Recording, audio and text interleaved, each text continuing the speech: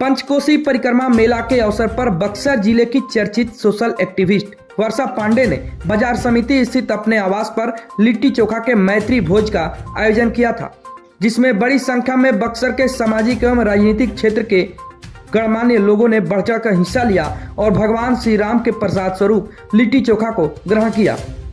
इस दौरान वर्षा पांडे ने कहा कि त्रेता युग से चले आ रहे पंचकोसी में लिट्टी चोखा का परंपरा जिले का ऐतिहासिक और सांस्कृतिक धरोहर है। उन्होंने कहा कि लिट्टी चोखा पर्व का दिन जिले के लिए खास महत्व रखता है, क्योंकि पंचकोसी मेला का अंतिम पड़ाव पावन स्थल विश्वामित्र आश्रम बक्सर में संपन्न होता है। यह वही पवित्र स्थान है जहां महर्षि विश्वामित्र के सानिध्य में प्रभु श्री राम अपने छोटे भाई लक्ष्मण के साथ लिट्टी चोखा का प्रसाद ग्रहण किए थे। इसके साथ ही यह परंपरा आरंभ हुई, जो आज भी जिले के हर परिवार में हर्षोल्लास के साथ मनाई जाती है। इस विशेष अवसर पर जिले के सभी परिवार लिट्टी चोखा बनाकर इस सांस्कृतिक परंपरा का पालन कर रहे हैं। हालांकि इस दौरान वर्षा पांडे ने सरकारी स्तर पर पंचकोसी की उपेक्षा पर अपनी चिंता जाहिर करते हुए कहा कि बक्सर में न तो महर्षि विश्वामित्र का कोई आश्रम शेष है और न ही उनकी कोई प्रतिमा। इस महत्वपूर्ण धरोहर की उपेक्षा हमारी संस्कृति पहचान के लिए गंभीर चुनौती है। इस अवसर पर हमें यह संकल्प लेते हैं कि बक्सर के सभी ऐतिहासिक और धार्मिक स्थलों का पुनरुद्धार किया जाएगा। वर्षा पांडे ने कहा कि इन स्थलों को विश्व पर्यटन स्थल के रूप में विकसित करने का प्रयास भी किया जाना चाहिए, जिससे न केवल जिले का गौरव बढ़ेगा बल्कि आर्थिक समृद्धि के नए अवसर भी सृजित होंगे। इस अवसर पर दीपक पांडे, डॉक्टर श्रवण तिवारी, राघवेंद्र उज्जैन, सत्येंद्र उपाध्याय, शशि कुमार गुप्ता उर्फ डब्बू जी, प्रकाश पांडे, कृष्ण बिहारी चौबे, कांग्रेस के वरिष्ठ नेता कामेश्वर पांडे समेत सैकड़ों लोग मौजूद रहे। आज का ये मैत्री भोज देने का यही उद्देश्य है कि जो परंपरा हमारी वर्षों से चली आ रही है उसको हम जीवंत बनाए रखें, और ये प्रीति भोज नाम ही है, जैसे प्रीति बढ़ती है तो प्रसाद है। प्रसाद सब लोग मिलजुल के जब ग्रहण करते हैं तभी उसका फल भी मिलता है जी। और क्या विशेषता है यहाँ पर? ये तो त्रेता युग से ही चली आ रही है ये प्रथा। भगवान श्री राम जैसा कि यहाँ पे पंचकोशी परिक्रमा के नाम से प्रसिद्ध है, तो भगवान जब यहाँ पे ताड़का वध के लिए आए थे उस समय से ही ये प्रचलित है। ताड़का वध के उपरांत प्रभु श्री राम को विश्वामित्र मुनि ने सभी ऋषियों, अलग अलग ऋषियों के आश्रम में लेके गए थे, जिसमें से गौतम ऋषि हैं अहिल्या धाम में, वहाँ पे अहिल्या का उद्धार हुआ। उसके बाद नदाव है, वहाँ पे नारद ऋषि का आश्रम था। तो 1 कोस की दूरी पर है ये चारों जो भी हैं स्थान। और उसके बाद वो भभुवर में गए थे भार्गव ऋषि के आश्रम में, और उसके बाद वहाँ से 1 कोस की दूरी पर है उद्दालक ऋषि का आश्रम, और उसके बाद है विश्वामित्र मुनि का। तो ये 5वां पड़ाव है, विश्वामित्र मुनि का आश्रम था।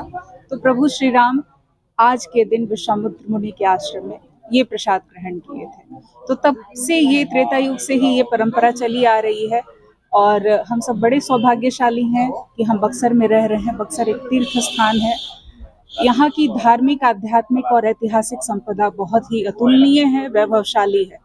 हम सभी बक्सरवासी इसका अभी तक परंपरा का निर्वहन कर रहे हैं और इसको संजोने की, सहेजने की हम लोग कोशिश कर रहे हैं। अपनी परंपराओं से जुड़े हुए हम लोग हैं। प्रत्येक साल पंचकोसी को लेकर के हजारों हजार की संख्या में दूसरे राज्यों से भी श्रद्धालु यहाँ पर आते हैं, लिट्टी भंटा, लिट्टी चोखा जो है बना करके खाते हैं। लेकिन आपको नहीं लगता है कि सरकार के तरफ से जो प्रयास किया जाना चाहिए वो आज तक नहीं हो पाया है? बिल्कुल, ये सच में आपने बहुत अच्छा सवाल किया है। ये ऐसा मेला है जिसमें हर वर्ष करीब 3 राज्यों के लोग आते हैं। यूपी से, बिहार से तो रहते ही हैं, झारखंड से भी बहुत सारे लोग आते हैं और लाखों की संख्या होती है इनकी। लेकिन आप इन 5 जगहों पे अगर जाएंगे तो यहाँ पे अगर पर्यटन की दृष्टिकोण से देखा जाए तो बिल्कुल ही कुछ भी सुविधा नगण्य है, लेकिन प्राथमिक सुविधाएं जो होती हैं ना वो भी अवेलेबल नहीं है, उसका भी नितांत अभाव है। तो ऐसे में जो भी तीर्थयात्री हैं उनको बहुत ही कठिनाई होती है। सरकार से क्या अपील करें? मैं सरकार से यही अपील करूंगी कि ये जो धरोहरें हैं जिनसे लाखों लोग जुड़े हुए हैं, इनको अगर हम पर्यटन क्षेत्र के रूप में विकसित करते हैं, धार्मिक पर्यटन स्थल के रूप में, तो बहुत ही बेहतर होगा। यहाँ पे सालों भर तीर्थयात्री आ सकेंगे और यहाँ के युवाओं के लिए बहुत बड़ा रोजगार का ये साधन हो जाएगा। आर्थिक रूप से बक्सर संपन्न हो जाएगा। आप मानती है कि बक्सर के पंचकोसी को राष्ट्रीय पहचान देने की आवश्यकता है? बिल्कुल बिल्कुल बिल्कुल, क्योंकि हमारा जो बक्सर है ये भगवान की पहली कर्मभूमि रही है। अयोध्या तो भगवान की जन्मस्थली थी, पहली कर्मभूमि यही है, यहीं से भगवान कर्मवीर शुरू हुए थे, श्री राम, प्रभु श्री राम।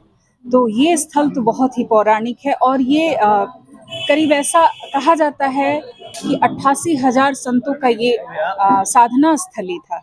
अभी मैंने पूर्व में बताया कि 5 बड़े बड़े तपस्वी यहाँ पे रहे थे, गौतम ऋषि, विश्वामित्र ऋषि जैसे ऋषि यहाँ पे रहे थे। तो इस स्थल को तो बहुत ज़्यादा ज़रूरत है कि अच्छे से विकसित किया जाए। ये बहुत ही भव्य जगह है। आपका परिचय है? मेरा परिचय वर्षा पांडे है। मैं समाज सेवा से जुड़ी हुई हूँ और अध्यात्म की शिक्षिका हूँ, आर्ट ऑफ लिविंग की फैकल्टी हूँ।